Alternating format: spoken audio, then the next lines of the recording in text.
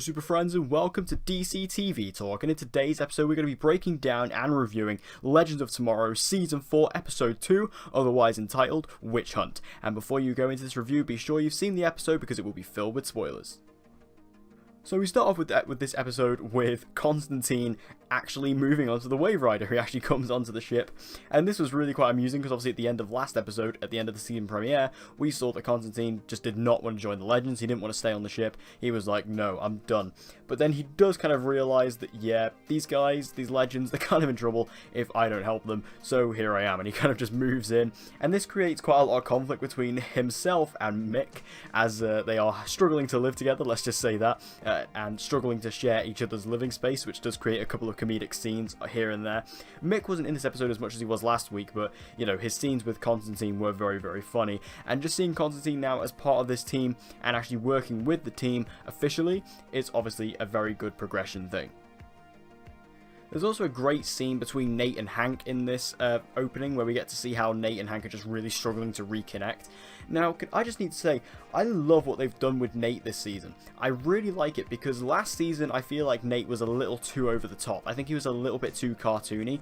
Whereas in this season, they have grounded him back to what he was in Season 2. Whereas in Season 2, he was, you know, he still had his nerdiness, he still had his jokes and, you know, things like that. But he was a serious historian at the end of the day. And in this, they're kind of bringing him back to that, and I'll come back to this a little bit later. But I really like what they're doing with Nate's characterization. Kind of like what I'm saying about Ralph on The Flash in Season 5, how I really like what they've done with him. Similarly here, I love what they're doing with Nate. Now, the main storyline going on here is that a witch has been reported inside of Salem in New England, and this is where our main sort of storyline comes in. And this is really interesting because the main sort of witch problem that we have going on here is the fairy godmother, who you would have saw in a couple of the trailers. The fairy godmother concept is something I have a bit of an issue with. Now, I give Legends a lot of leniency. I give it a lot of free passes because it's just so ridiculous and so self-aware and so over the top. However, I think the fairy godmother may have been a step too far. I feel like the singing was really just a bit too much. I feel like that didn't work for me. It was almost just like too much. Like it was too much of what Legends, you know, typically does. And again, I mean, Legends has never really done singing before. It's never done like a musical episode before. And this isn't a musical by any means, but you know what I mean. It's that kind of idea. And it just didn't really work for me. It may work for some people, I don't know. But for me personally, I think this was maybe a step too far for Legends. Now, what I really liked in this episode in particular, or who in particular I liked in this episode, was Zari. I think Zari was fantastic in this episode. She had a really great scene in the premiere, but in this episode she really goes for it. She kind of goes rogue in this episode a little bit, where basically, you know, she's told, no, you can't save this woman's life because it'll affect the timeline, obviously, but she goes back and kind of does it anyway, and, you know, goes against Sarah, which she's done in the past, but not to this extent. Like, she really goes against the team here and, you know, their rules. And I really like that. I really like the fact that Zari just, you know, she just went on her own. And I really love Zari in this episode. You know, there's a moment where she's choking out all these guys in order to save this woman's life. She's choking them out.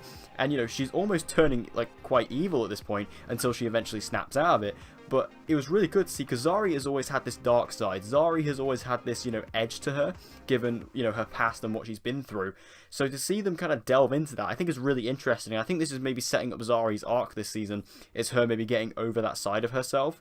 And I think this was a really good setup. And like I say, I think Zari and, you know, Tala Ashe really pulled it off. I think she was phenomenal in this episode. And just Zari's characterization here was perfect. And also, I have to give a mention to how all of this kind of concludes, this whole Salem storyline concludes. Zari's sort of speech to all the people was really good. Again, really inspirational. I think that Zari and Tala Ashe did a really good job with portraying, you know, how she was feeling and why she was feeling this way. And, you know, given what we know about her, it makes sense, and it was really good and in line with her character. And also, I have to give a massive shout out to Katie Lotz as well. Her fight scene where she just took on loads of guys, very Arrow-esque. It was very like, you know, her days on Arrow. It was very much like that, and I thought that was a really good fight scene. We haven't had one like that in a while on Legends, so it was nice to see that, and she was really doing a good job there too. And it all just kind of wraps up with, you know, Zari kind of getting her totem back and things like that, and it was a really nice way to end it. And I think overall this storyline, although I wasn't a big fan of the whole fairy godmother thing, it wasn't completely compromised. despite what I said about the fairy godmother, she did turn Ray and Mick into pigs, which was quite amusing, which does kind of lead into a funny scene at the end with Nate, but, you know, it wasn't really a massive part of the episode, so I can't give it too much credit.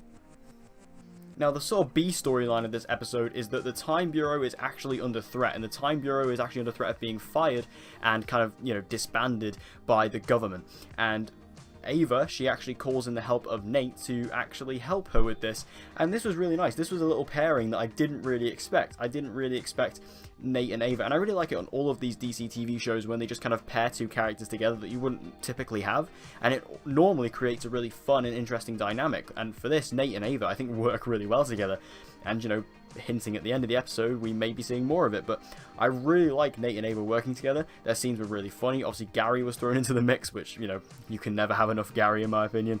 And, you know, even seeing the interactions where this kind of brings Nate and his father's story forward a little bit more, as we get to see how, you know, his father finds out that Nate has actually been a legend and has actually been working with the Time Bureau in a way for, you know, the past 2 years and all those things. So it was really nice to see how that came together. You know, Nate and Hank's relationship is moving forward a little bit more. And again, the pairing of Nate and Ava was really well done, and I think it was a really nice dynamic that we hadn't really seen before. And like I said, at the end of the episode, there was a really cool thing where actually Nate, instead of going back to the Legends when Ray shows up, he actually decides to stick with the Time Bureau. And this is an interesting and risky choice, but a choice I actually like. I actually think this is a good idea for Nate, because like I said at the start of this video, I really like what they've done with Nate this season, grounding him, bringing him back to basics. I think it's working, and I think sticking him with the Time Bureau back in 2018, you know, with Ava, with Gary, I think that's going to work, and I think it's going to add a lot more depth and humanity to him, because, like I said, in Season 3, when he was a full-time legend, he became a bit over the top and a bit cartoony, you know, kind of like a Ray 2.0, and I found him a bit obnoxious at times. Whereas here, I haven't felt that way about Nate at all this season as of yet, and I think putting him in this position is a lot better for his character than sticking him on the Wave Rider. Obviously, I assume he will show up for a few missions here and there, but I think for the most part, keeping him in 2018 with the Time Bureau, with his father, is a lot better of a choice for his character. But what did you guys think about this episode? Make sure you let me know all your thoughts about it in the comment section down below. Did you like it? Did you hate it? What did you think of this episode? Overall, I thought this was a really good continuation of last week's episode. It wasn't perfect. Like I say, I feel like some of the stuff was a bit too over the top. Like the fairy godmother thing, I think was a bit too far. But other than that, really, I think all the stuff was awesome. Like I say, with Nate and Hank, I think all that stuff and everything they did with Nate and everything they are hinting towards with Nate, I think is really good. Zari was incredible in this episode, and Constantine officially joining the team is always a treasure. So I think this was a great continuation. Not perfect, but still a good continuation, and I'm still very hyped for the rest of this season. So, thank you guys for watching this video. I hope you enjoyed it. If you did, please give it a like. It will help me out a lot. And share this video with anyone and everyone you know who loves DC TV and get them to join the community. And as always, guys, please subscribe for all of your latest content on Supergirl, The Flash, Legends of Tomorrow, and Arrow. And with all that said, guys, hope to see you again in my next video.